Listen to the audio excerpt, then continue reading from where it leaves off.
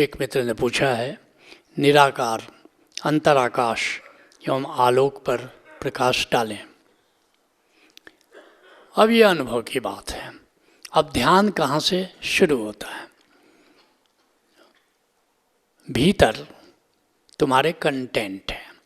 आत्मा की यात्रा जहाँ से शुरू होती है, आत्मबोध की यात्रा जहाँ से शुरू होती है, आत्मा की उपस्थिति का अनुभव जहाँ से शुरू होता है, वहाँ से ध्यान शुरू होता है। और कहाँ से शुरू होता है ध्यान? भीतर निराकार है। निराकार क्या है? हम आकार में उलझते हैं और सारा संसार आकार में उलझा हुआ है। उसको तो पता ही नहीं है कि भीतर एक अद्भुत संपदा है जो निराकार है, जो फॉर्मलेस है, क्योंकि हम सब फॉर्म में जीते हैं। सारी दुनिया, सारा संसार केवल आकार पर उसकी निगाह होती है, लेकिन जो भीतर निराकार है उस पर तो किसी की निगाह ही नहीं जाती, और वह निराकार ही आत्मा है। आंख बंद करके जब तुम शून्यता को देखते हो, शून्य आकाश को देखते हो, जैसे बाहर का आकाश, ऐसे भीतर एक आकाश है। लेकिन जैसे पानी है, नदी बह रही है या सरोवर है, तो उस पानी की सतह को देख सकते हो, और अगर पानी निर्मल हो तो उसकी गहराई को देख सकते हो। ऐसे ही जब तुम भीतर देखोगे तो भीतर तुमको पानी की सतह की तरह शून्यता, शून्य कंटेंट दिखाई देगा, जिसमें केवल लंबाई और चौड़ाई, जैसे पानी की सतह देखते हो तो केवल लंबाई चौड़ाई दिखाई देती है। ऐसे ही जब भीतर देखोगे तो भीतर जो सरोवर है, मानसरोवर कहा है संतों ने, उस मानसरोवर का पहले सतह दिखाई देता है, जिसको हम निराकार कहते हैं। वहाँ कोई आकार नहीं। और फिर धीरे धीरे देखते रहे तो फिर उसमें गहराई दिखाई देनी शुरू हो जाती है, और तब उसका नाम अंतराकाश ओशो कहते हैं, सुंदरदास उसको अभ्यंतर कहते हैं, कबीर साहब उसको मानसरोवर कहते हैं, दरिया साहब बिहार के उसको अमरपुर कहते हैं, दरिया साहब राजस्थान के उसको शून्य कहते हैं। अलग अलग संतों ने अलग अलग नाम उसका दिया है। असली बात है कि जब निराकार 3 डायमेंशनल जब दिखाई देने लगे, गहराई समेत दिखाई पड़ने लगे, तो उसका नाम अंतराकाश है, इनर स्पेस है।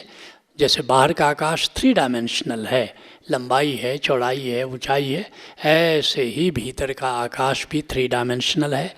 तुम बहुत सौभाग्यशाली हो अगर उस 3 डायमेंशनल आकाश को देखते हो। जब निरति समाधि में जब तुम आते हो, जैसे अभी निरति समाधि चल रही है, तो तुम देखोगे वो 3 डायमेंशनल अंतराकाश।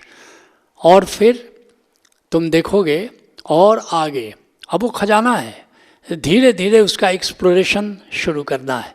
पहले निराकार देखा, फिर अंतराकाश देखा, और फिर घट दीपक बरे लखे नहीं अंध है, लखत लखत लख परे कटे जम फंद है।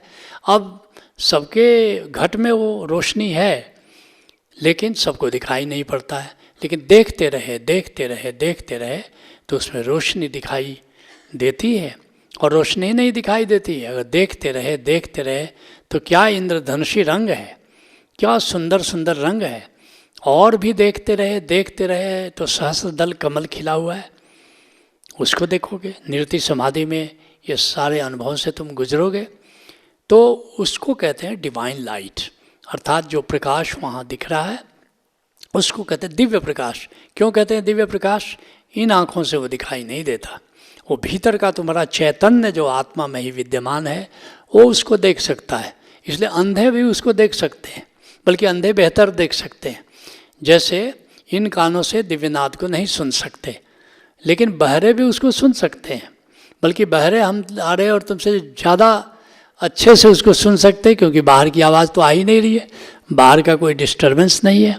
तो ऐसे ही जो भीतर निराकार है, जो बाद में अंतराकाश में बदल जाता है, बाद में वही रोशन हो जाता है, तो ये जो नूरानी अंतराकाश है, यही हमारी आत्मा है। लेकिन आत्मा के डायमेंशन और भी बहुत हैं।